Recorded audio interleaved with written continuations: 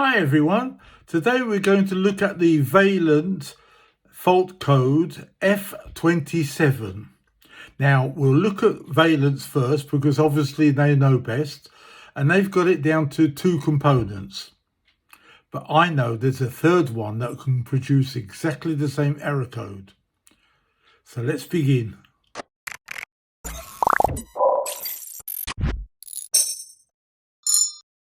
If you look in the instructions on the installation manual, it'll say F27 is electrodes, moisture, or it could be the solenoid on the gas valve.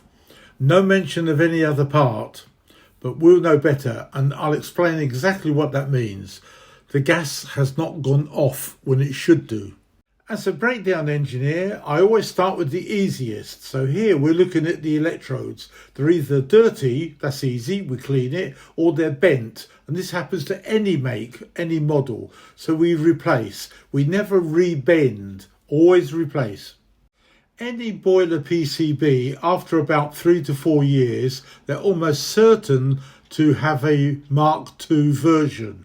Better, leader, greener. That's the one you should be looking at. Send the old PCB back to be reconditioned or recycled if it's too badly damaged, and then always fit the new and latest version. Never ever sell a reconditioned part. So the only major part left is the gas valve. So let's have a closer look at that. Homeowner, don't forget that anything to do with F27, you have to call a gas safe registered engineer. Nobody else is allowed. Our app F22 has got hundreds of fault codes from 17 boiler manufacturers where you can also phone, email or text direct for support. Work smarter, not harder. Thanks for watching the video. I hope you enjoyed it and found it informative. Please like and subscribe and share this video to others. All the best and take care.